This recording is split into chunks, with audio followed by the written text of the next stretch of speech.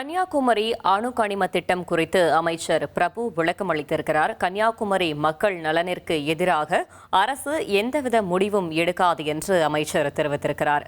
மேலும் தகவலை செய்தியாளர் பாஸ்கரன் வழங்கிட கேட்கலாம். பாஸ்கரன் வணக்கம். அமைச்சர் பிரபு என்ன விளக்கம் அளித்திருக்கிறார்? முழு தகவல்களையும் சொல்லுங்க. அணு கனிமங்களை அகழ்ந்தெடுப்பது தொடர்பாக தமிழக அரசு ஒரு அரசாணை என்பது வெளியிடப்பட்டிருந்தது. ஏற்கனவே அதற்கான அனுமதி என்பது நீடிக்கப்பட்டதாக அந்த அரசாணையில் குறிப்பிடப்பட்டிருந்தது. இதற்கு கடலோர ஒழுங்குமுறை ஆணையத்தினுடைய அனுமதியை பெற வேண்டும் என்பதுதான் அந்த அரசாணையினுடைய சாராம்சமாக இருந்தது.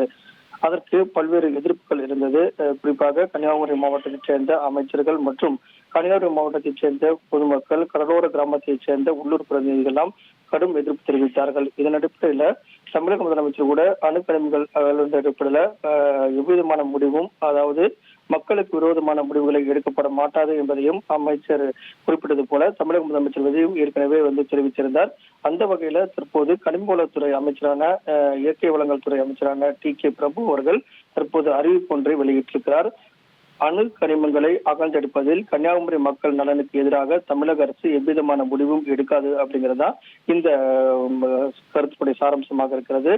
முதலமைச்சருடைய ஆணைக்கிணங்க இந்த கன்னியாகுமரி மாவட்டத்தில் அணுக்கனிமங்களை அகழ்ந்தெடுக்கும் பணி தொடர்பாக கடலோர கிராமத்தைச் சேர்ந்த மக்களும் பிரதிநிதிகளும் மற்றும் அமைச்சர்கள் எல்லாம் இயற்கை வளங்கள் துறை அமைச்சரை சந்தித்த போது அமைச்சர் கூட இதே கருத்தை முன்வைத்திருக்கிறார்.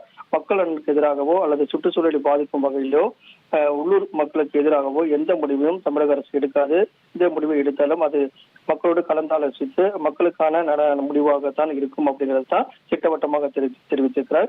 இந்த சந்திப்பின் போது நிதியமைச்சர் மரிய வில்சன், அதே போல மீன்வளத்துறை அமைச்சர் ஸ்ரீநாத், இயற்கை வளங்கள் துறை அமைச்சர் மற்றும் செயலாளர்கள் எல்லாம் உள்ளூர் மக்களை சந்தித்து இதற்கான உறுதியை கொடுத்திருக்காங்க. மக்கள் நலனுக்கு எதிரான எந்த நடவடிக்கையும் அணு கனிமங்களை அகழ்ந்தெடுக்கும் விவகாரத்துல தமிழக அரசு எடுக்காது அப்படிங்கிறதா இந்த கருத்தினுடைய சாராம்சமாக உள்ளது. தகவல்களுக்கு நன்றி பாஸ்கரன். இனி செல்லும் இடமெல்லாம் செய்தி. தந்தை டிவியின் வாட்ஸ்அப் சேனலை ஃபாலோ பண்ணினா செல்லருக்கும் இடமெல்லாம் செய்தி. இதோ QR கோட் இப்பவே ஸ்கேன் பண்ணுங்க, ஃபாலோ பண்ணுங்க.